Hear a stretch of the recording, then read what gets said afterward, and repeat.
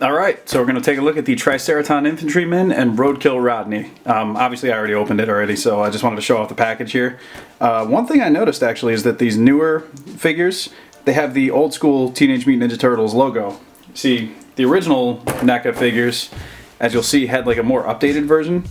So I don't know if there's like a rights issue with the old logo or whatever the case, but looks like they finally got around to being able to use the old logo, so that's pretty cool, just design-wise. On one side you got a picture of the Triceraton, and obviously on the other you got Roadkill Rodney. On the back you got this little write-up and shows all the other figures in the line. You got Metalhead, you got Sarex and Zork, the other two Triceratons, and then Trag and Granitor, the Rock Soldiers. So, let's take a look. Start off with Roadkill Rodney here. Now these are the robots that you'd see on the original cartoon. They pop up in the video games a lot. They like burrow up through the ground and attack the turtles. They got these like tendril things where they like whip around and just attack like that. So yeah, definitely cool to see these guys done in action figure form. Not something I ever really thought I would see, but then again, I didn't think that this Turtles line was going to go this deep, but here we are, and I'm happy about it. So these tendrils that are on them out of package are on a bendy wire, so you'll be able to get stuff like that. NECA's used a lot of bendy wire in their figures before, a lot of their Aliens figures, a lot of their Godzilla figures.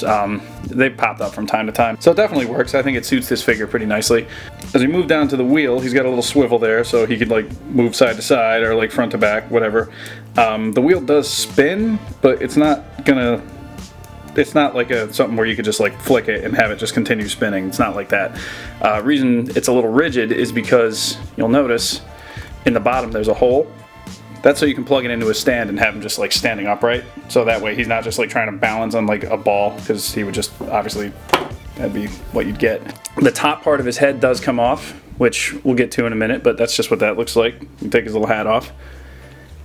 Would have been cool if NECA were able to like incorporate some of the weird weaponry like that you always see in the cartoon. Like sometimes these guys would have like little guns that just popped out and started shooting at the turtles, but you can't really, you know, on an action figure like this, you can't engineer those cartoon physics into something like this. Oh, wait a minute, yes you can. This flips down, and then you got his little gun pops up. Yeah, not bad, huh? You'll see it's on hinges too, so you can pretty much get a good range of motion for any direction you want him to shoot.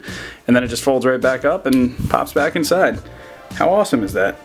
I really think that little detail just makes this guy so much more fun. So I mentioned the top part of his head. You just kind of pull it off like that. He's got a little hole in there, and that's where you can peg in the drill bit part here. So that'll give the illusion that he's, you know, burrowing up through the ground or whatever the case, which I think looks pretty cool. He also comes with this little like battle damage cap, which you can pop on top like this, as you'll see. And I believe, if I'm not mistaken, if you have Raphael's Sai, you can stick it right in there and have it look like Raphael just like destroyed the little Roadkill Rodney. So yeah, that's pretty cool. Raphael just like stabbing through the robot's head. Yoink. And he also comes with these large coiled arms that you can just pop out and put in. Now this is not on a bendy wire. These are just a soft like plastic, but I guess it's meant to like just wrap around like one of the turtle's arms or legs or whatever the case.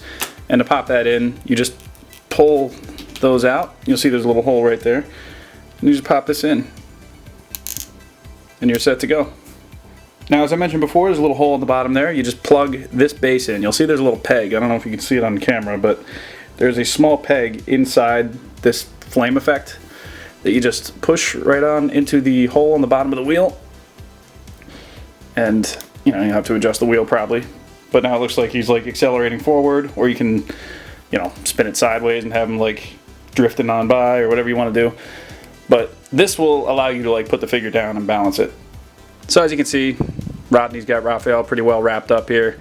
Probably would work around any figure's limb, honestly. You could probably actually wrap it around the body too if you want to like stretch the whole thing out. It's up to you, but definitely works. Pretty cool.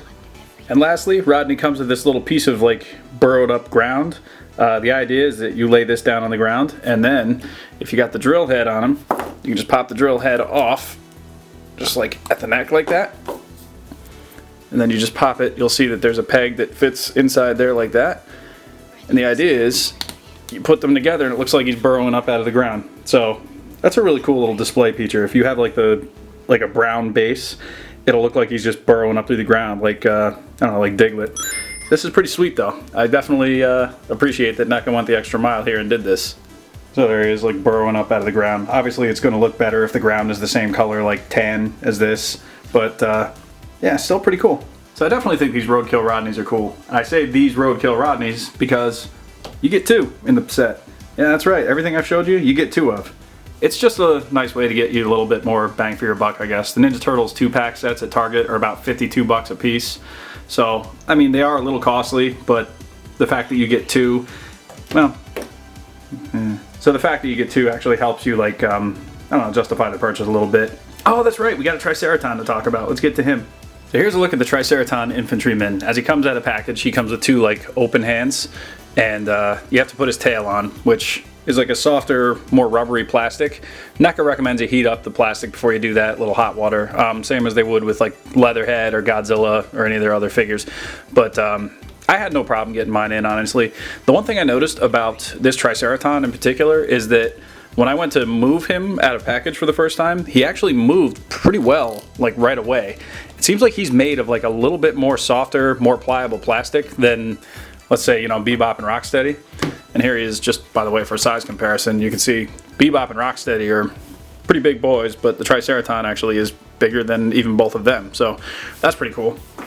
And we'll get back to them in a second. But yeah, the Triceraton, he moves around pretty well right out of package. Now, again, be careful. I don't want you to break your figure if like yours feels stuck or something. Obviously, make sure you warm up the joint before you really start getting into it. But articulation-wise, this guy is pretty wide range. You can get his arms just a little under 180, but obviously like you'll get him to spin all the way around and everything. He has a double jointed elbow, which you'll get really good range of motion on that.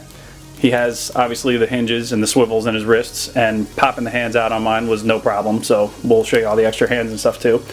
Going back up to the head, he does look up a pretty fair range actually, and down, he's not great, but he does have like the ab joint too that you'll be able to like make him look down on his enemies and whatever.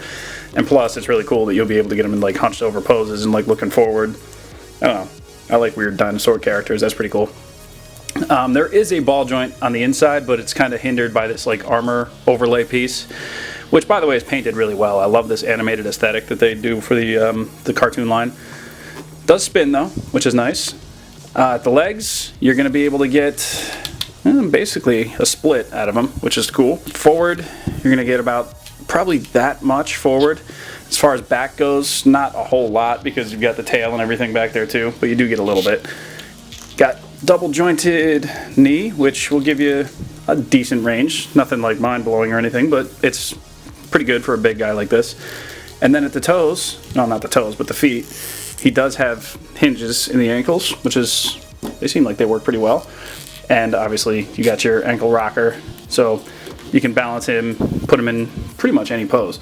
And the tail, I don't know if there's a wire in here or not. I'm not sure if it's my imagination or if I'm able to bend this a little bit, slightly. I don't know. But it just pops in on a ball joint right here. You've seen other NECA figures do this. Pop it in and it does get a little bit of range of motion, which pretty cool.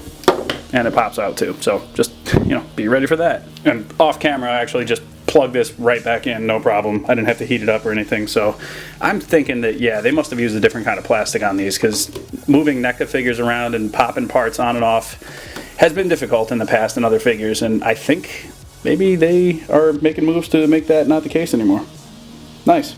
The Triceraton does come with extra hands. He only comes with 1 extra pair of hands, which are these like kind of gripping hands. They're reminiscent of fists, but they are open, so you will be able to get accessories and stuff in them. And then he has 1 trigger finger for his right hand. Now I'm going to show you, like I said, because of the softer plastic, it makes it easier to put his gun into his hand. It's very easy to do. And while we're looking at the gun, you can check out the detail on that. Pretty nice. I mean, it's pretty geometric and everything, and looks really cool. On this side he's got the scope, and on the front he's got like a Triceraton logo, I guess. I don't know. Mine, it pops off too, so if you don't want that on there, I don't know if it's stuck on there for other people and mine just isn't glued down, or if that's just meant to come off. Not 100% sure. But yeah, you can see it fits in the hand nicely. He also comes with 2 other really unique looking guns, which are cool. These guns, however, don't fit in the trigger finger though, so you'll have to use the smaller hand in order to have the Triceraton hold them. And you know, you'll be able to get him to hold on to them like that. But I will never use these with the Triceraton. Reason being is because I like this gun better. And I'll give you a little bit of something that I actually discovered from watching another guy's review, and I went back and checked myself, and I think he's right. I don't remember who said this. It might have been Toy Bro or somebody. But if you look at these guns, they're actually exactly like the ones that Bebop and Rocksteady used in their earlier appearances in the cartoon. So this is Bebop's gun, and this is Rocksteady's gun, which I think is really cool, because the Bebop and Rocksteady 2-pack actually came with just the same guns as the foot soldiers, which obviously they would use in the show, but I don't know, having unique weapons for them, yeah, that's what that's going to be for me. So in case you're wondering, this is what Bebop and Rocksteady look like with these two guns, and yeah, I'm gonna keep rocking them like this, I think. As a side note, I did order from a guy on Instagram called DoesMachines84. I got a custom helmet coming for Rocksteady, and I got a custom gun coming for Bebop that's meant to look like the original Playmates like drill gun that Bebop has, similar to the one the upcoming Super 7 figure is going to come with. So it'll be nice to have a little arsenal for these guys, actually. So here's the Triceraton with his rifle. I like it. You can have him with like the stock pressed against the shoulder like I got here, or you can kind of just have him like one hand in it and just, I don't know if you can necessarily get the scope thing working 100%, but yeah, I like the option. I feel weird just calling this guy the Triceraton too. I mean, I know he's just a generic grunt soldier, infantryman, but I don't know, I feel like he needs a name. What's his name gonna be? Leave a comment and tell me what this guy's name should be. So for size comparison, here's the set with some of the other TMNT like villain figures. You got Slash over there, Shredder, and Bebop, who we saw earlier. And you can see the Triceraton is much larger than any of the rest of them, and the Roadkill Rodney is appropriately smaller than all of them, which I think works. The scaling in this series, pretty much across the board, has been pretty good in my opinion. I think NECA's really trying to take good care of making as authentic of a line as they can to the old cartoon. So I'm seeing now with the expansion of all the different side characters and everything that they're doing a really, really nice job. And here they are with some of the good guy characters. You got Donatello, who's going to be the same size as any of the turtles, so you can see that he's appropriately menacing compared to the main heroes in the line. You got April O'Neil, who's arguably the worst figure that they've put out in the line so far, just kind of a miss. And then you got Casey Jones, who is a little taller than April and Donatello, obviously, but he's still going to be no match for a Triceraton in terms of size. So yeah, this scaling, everything about this works for me. So if you're a fan of the NECA cartoon TMNT line, I definitely suggest you pick this set up. The Roadkill Rodneys are a lot of fun, all the interchangeable swap out parts and everything. They're just, yeah, there's a lot of uses you can get out of them. And obviously this being an army builder pack, you're gonna maybe double up on one or two of these sets if you see them. Wouldn't hurt to do it. I don't know that I'm necessarily gonna do it, but you know, I can definitely tell like big time old school TMNT cartoon fans probably will. The one very minor thing that I think would have been cool to see is if NECA had included like two more of just the Roadkill Rodney like head pieces, so that you could have the two fully assembled and then maybe have two more just the head pieces burrowing out from the ground. But I mean, that's a very, very minor thing. Honestly, it's really a non-issue for me. If you want more, you can just go buy more. I like the two that I have, and they're a lot of fun. And the Triceraton Infantryman, whatever his name winds up being at the end of this video, you know, leave a comment. He's great. He's a lot of fun. He's visually very appealing. The colors really pop on him. All the accessories are easy to deal with him. The extra guns for Bebop and Rocksteady are definitely a really cool add-in. And I gotta say, like, I wasn't on board originally with this set when they first showed it. I'm like, yeah, these guys are cool, but like, do I really need to go that deep into the line? But now that I got the figures, I'm glad I got them. So there you go. With that said, my name is Captain McKay. Feel free to leave a comment, share, like, subscribe, all that kind of stuff if you want. And we'll catch you in the next one. Later on.